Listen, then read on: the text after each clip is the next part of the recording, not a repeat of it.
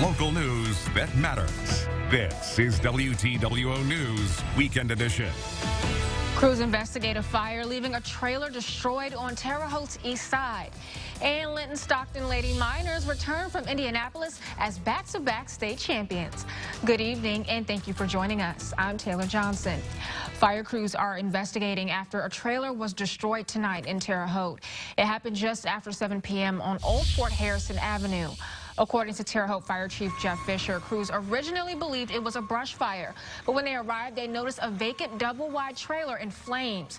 Terre Haute Fire requested help from Otter Creek and Riley Fire Department for water.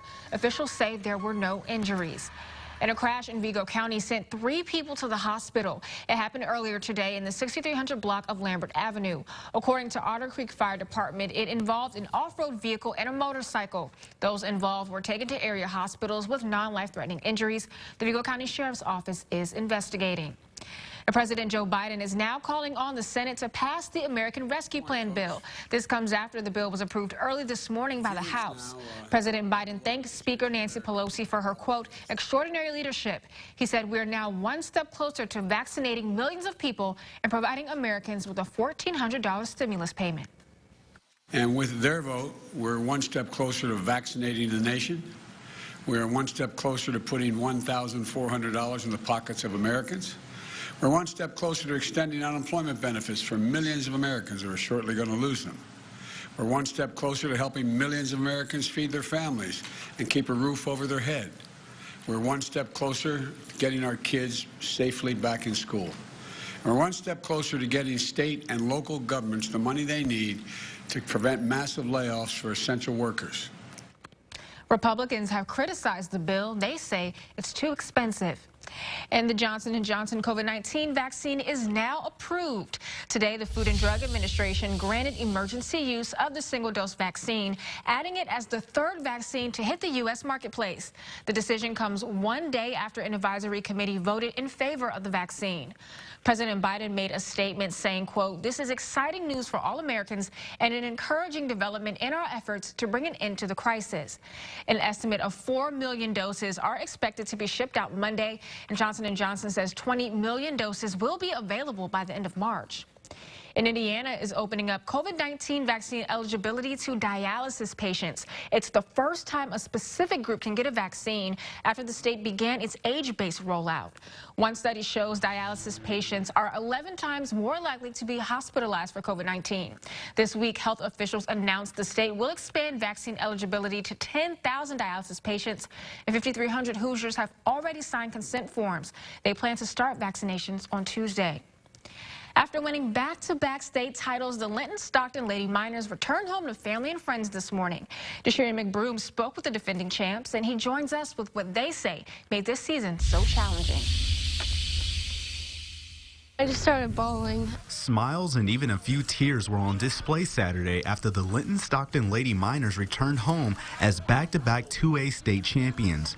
As the final seconds dwindled down Friday night, Aubrey Burgess says the moment became surreal. I just realized, you don't really know what it feels like or really think about it until reality really hits, and it really did last night. That was the last time I ever put a Linton Lady Miner jersey on and got to play with some of these girls, and they've all became my best friends, but also my family. Lady Miners head coach Jarrett Rummel says it wouldn't have been possible without what he calls a special group of seniors. They changed the dynamic of Linton girls basketball and the program and the community. I think they changed a lot of perception on what girls basketball looks like. They're special in every way because they handle their business on the court, they handle their business in the classroom, they do everything right in the community, and every once in a while a special group like this comes along, and these girls embraced it. He says playing during a pandemic wasn't easy, but there were other factors that made this season more difficult than the last. Last year we were kind of under the radar. We didn't get a whole lot of state recognition, and we kind of rode our momentum in the postseason, and it was just like you know, it just kind of happened for us. This year, you go in and you're ranked #1, and you know, just all over the state, you're constantly hearing about it. So it's just been tough to kind of, you know, try to keep all the noise out of the locker room. Burgess says though COVID-19 made for a different type of season, they still made the best of it. With COVID and everything, even though it still sucked, it was probably the best year I've ever had in my entire 4 years here. I seriously wouldn't, if I had to pick out of the 4 years, it would be this one all over again. With local news that matters, I'm Desharia McBroom, WTWO. The Lady Miners will have a pep rally Wednesday to celebrate the title. Congratulations to them. And the run is still on for the annual Irish Dash and Parade. And as always, St. Patrick Catholic School is hosting. Here's video from the Irish Dash a while back. Look at them go. Those who run or walk will get a T-shirt, and students involved in the parade will pass out candy. All proceeds from the event will be put toward the 8th grade trip to Washington, D.C. Students say they're just happy to get the support. We always feel appreciated that we get so many people to help us out. And I've had a lot of fun. My friends and I like to run together, and yeah, overall we just have a really good time. The community is open to register for the race until March 1st, and the race is on March 13th. And a pretty sweet business is expanding in Terre Haute. It's called Bites and Blessings Bakery. Mike Mucci and his wife Heather started the business 9 years ago.